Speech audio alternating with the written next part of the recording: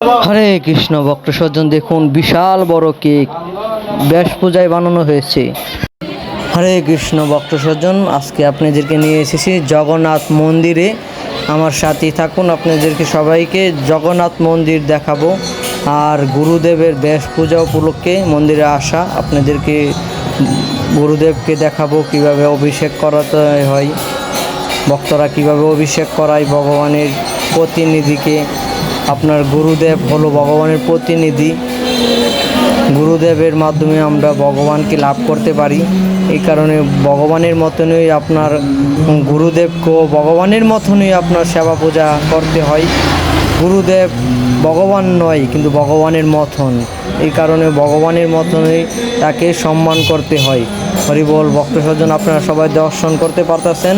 এটা হলো জয় পতাকা স্বামী গুরু মহারাজের ব্যাস পূজা উপলক্ষে এত বড় অনুষ্ঠান মন্দিরে করা হলো।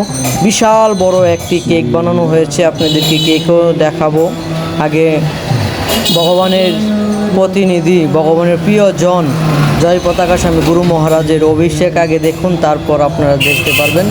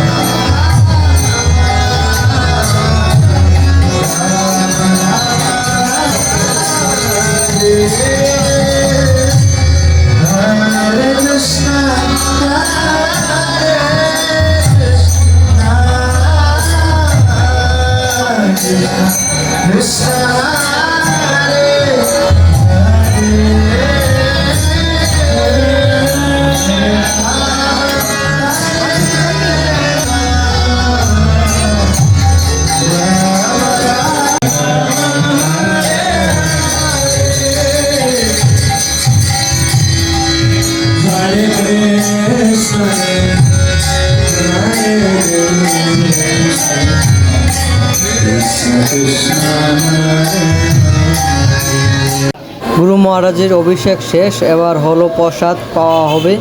আমার সাথে থাকুন ভক্ত সজ্জন, আপনারা সবাই দেখতে পারবেন। দেখুন ভক্ত সজ্জন, ভক্তরা কিভাবে প্রসাদ পাচ্ছেন। রাধে রাধে ভক্ত সজ্জন, অনেক সুস্বাদু প্রসাদ। হরিবল, অনেক সুস্বাদু হলো প্রসাদ, ভগবানের মহাপ্রসাদ। আপনারা সবাই দর্শন করতে পারতেছেন, ভক্তরা প্রসাদ পাইতেছে। আমার সাথে থাকুন ভক্ত সজ্জন, এখন আপনাদেরকে নিয়ে যাব কেক। দেখুন কেক দেখুন ভক্ত সজ্জন, কি অপূর্ব বিশাল বড় কেক বানানো হয়েছে এখানে। কত পাউন্ড জানি বলছিল কৌয়ে, আমার খেয়াল নাই সঠিক। অনেক বড়, বিশাল বিশাল বড় কেক। দেখুন কি সুন্দর কেক। হরিবল, রাধে রাধে। আর অবশ্যই আপনারা সবাই কমেন্ট করবেন, এত বড় কেক কি আগে আর কোথাও দেখেছেন? অনেক বিশাল বড় কেক, আপনারা সবাই দর্শন করুন। হরিবল, রাধে রাধে ভক্ত সজ্জন।